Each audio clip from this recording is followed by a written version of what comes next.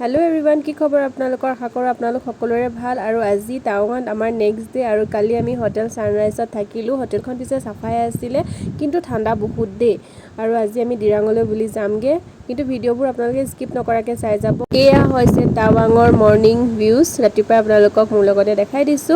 আৰু আমি সোমাইছো এতিয়া বাবা লোকনাথ হোটেলত ৰাতিপুৱাৰ ব্ৰেকফাষ্টটো কৰি লওঁ বুলি ভাবিছো কাৰণ বাটত তেনেকুৱা হোটেল নাই যে কিবা এটা খাই ল'ব পাৰো আৰু ইয়াতে সোমাই পেলে এতিয়া আমি ব্ৰেকফাষ্ট কৰি লওঁ এয়া ইমান ধুনীয়া চকচোন অবিছুটি ৰাতিপুৱা এয়া নিংকি খাইছে গুড মৰ্নিং কোৱা ব্ৰেকফাষ্টত আমি খাব লৈছো পৰঠা আমি সবেই খাই লৈছো বাটত তেনেকুৱা হোটেল নাই যদি ভাল হোটেল পাওঁ তেতিয়া খাম আৰু বেলে কিবা এটা আৰু আমাৰ কণমানিকনক এয়া মাহীয়েকে কুছত লৈ পেলে মানি ঘুৰাইছে তিনজনীয়ে ঘুৰাইছে আৰু এতিয়া আমি যাবলৈ বুলি ওলাইছো आप लोग दूर से है ना नहीं देखाएगा तो फिर अच्छा भी नहीं लगेगा আজি আমি আহিছো জলপ্ৰপাত চাবলৈ আৰু এই জলপ্ৰপাতৰ নাম হ'ল জাং waterfall বা নুৰাং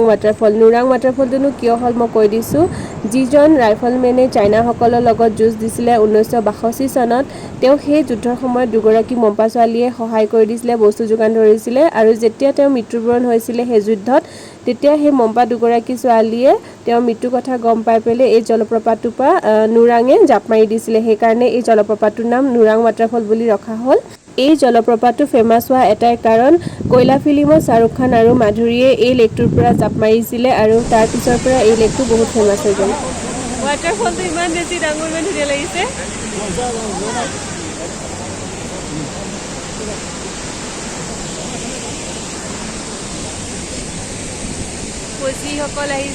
ধেমাজিৰ পৰা বাইক ৰাইডাৰ সকল আহিছে তেওঁলোকৰ লগত চিনাকি হৈছিল আৰু কথা পাতিছিল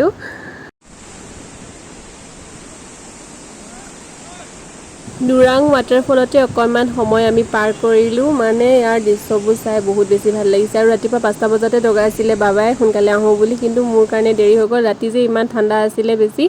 শুব পৰা নাছিলো হুতে দেৰি হৈ গ'ল আৰু উলাই আহিওতে মানে খাই বৈ 8:30 মানে বাজিলে আৰু এতিয়া জসমান ঘাটত এয়া চাহ খাবলৈ লৈছো চাহ কাপৰ কথা কি কম কিমান যে টেষ্টি মই এক কাপৰ ঠাই 3 কাপ খাই আছো কাৰণ আকৌ এইকন জেগালে নাহো আৰু আমাৰ কণমানিকনৰ ফৌজি সকলে দাঙি লৈ গ'ল কাৰণ কালি এটা চিনাকি হৈছিল আৰু কিমান যে কি গিফট দিছে চাওকচোন আনিবলৈ আৰু জেগা নাই কাৰণে বাবে অলপমান থৈ গুচি আহিলে কেণ্টিনত সোমাইছিলো ইয়াতে চাহ খালো ইয়াত পুৰা ফ্ৰী সাৰ্ভিস দিয়ে চাহৰ বাকি এইবোৰ কিনি লৈছো দেই যি খাইছো আৰু ইমান ধুনীয়া চাওকচোন বহুত ধুনীয়া হয় আমি খাই বৈ আজৰি হলো চাহ এতিয়া আকৌ যাবলৈ বুলি ওলাইছো আৰু আমাৰ অভিচুটিলে মন কৰকচোন তেওঁলোকে তাই এৰি দিবলৈও মন কৰা নাই আৰু তাই নিজেও আহিবলৈ মন কৰা নাই বাই বাই বলো কালিৰ পৰা তাইক কিমান চকলেট দিছে কোনো ঠিক নাই আৰু এই চকলেটটোৰ দাম 100 rupees আৰু যাবৰ সময়ত আমাকো এয়া প্ৰসাদ দি পঠিয়াইছে মানে হালৱা তেওঁলোকে প্ৰসাদৰ নামত দিয়ে চলতে তেওঁলোকেও ফেমিলিৰ পৰা ইমান আঁতৰত থাকে ন বেয়া লাগে আৰু এনেকে দেখিলে अच्छा लगा बोलो मेरे को माया लगता है वो लोग अभी है ना तो बेचारा वही बोला ফাইনালি আমি আহি পালোহি চেলা পাছ আৰু কিমান ঠাণ্ডা মানে কি কম আৰু এয়া হৈছে ইয়াক আমি আহি পোৱাত অকনমান দেৰি হৈ গ'ল আমাৰ টাইমটো নিমিলিলে আৰু এয়া গোটে ফগি আহি আছে ৰ'দ দি থকা হলে বোলে দেখাত আৰু খুব বেছি ভাল লাগিলেহেঁতেন যুদ্ধৰ সময়ত যিগৰাকী মম্পা ছোৱালী চেলাই ৰাইফলমেনজনক সহায় কৰি দিছিলে তেওঁৰ মৃত্যু কথা গম পাই তাইও বোলে এই লেকটোতে জাপ মাৰি দিছিলে পাহাৰৰ পৰা জাপ মাৰি দিছিলে কাৰণে ইয়াৰ নামটো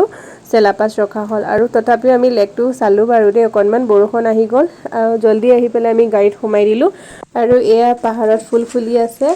আই লাভ চেলা পাছ আমি এটা চেলা পাছ এৰিম চেলা পাছৰ পৰা আহি আমি বেচাখিত সোমালো ইমানে বেছি ঠাণ্ডা যেটো ৰাস্তা আনিলে মানে চেলা পাছৰ যেটো শৰ্টকাট ৰাস্তা হেতু বহুত ভয়ানক ৰাস্তা আছিল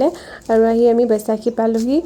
হাত ভৰি পুৰা ঠাণ্ডা হৈ গৈছিল আৰু ইয়াতে বুলু সোমাই কিবা এটা খাই যাও পিছে মেইন কেন্টিনখন এতিয়া বন্ধ কৰিব ললে এই কাৰণে সাইডতে আহিলো লগতে লাগিয়ে আছে তাতে আমি মেগি খাবলৈ লৈছো গৰম মেগি আৰু বইল ডিম লগতে কফি খাইছো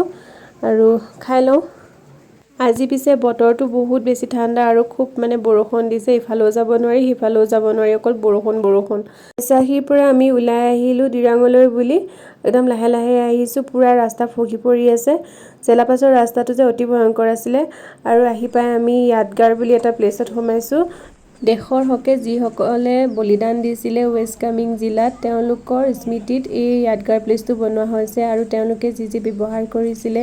সেয়া বস্তু তেওঁলোকে মিউজিয়াম বনাই ৰাখিছে ইয়াদগাৰ প্লেছত ৱেষ্ট কামিং সকলে তেওঁলোকে কালচাৰ এণ্ড হেৰিটেজৰ যিসকল ব্যৱহাৰ কৰিছিল যিবোৰ বস্তু ব্যৱহাৰ কৰিছিল ইয়াত ধুনীয়াকৈ মিউজিয়াম বনাই পেলাই সংৰক্ষিত কৰি ৰাখিছে কিন্তু বৰষুণ ইমান বেছি দিলে যে আমি আৰু ওপৰলৈ যাবগে নোৱাৰিলোঁ আমাক মাতিছিলে আমাৰ হাতত ছাতিও নাছিলে যে আমি ওপৰলৈ যাব পাৰোঁ সেইকাৰণে আমি সেই জেগাটোতে ৰৈ থাকিলোঁ আৰু তাৰ পৰা বাহিৰত যিবোৰ বস্তু আছিল আমি সেয়াকে চালোঁ আৰু কণমানিকণে এয়া মানি ঘূৰাই আছে এই মানিটো বোলে উল্টাকৈ ঘূৰাব নাপায় ভগৱানে দুখ ধৰে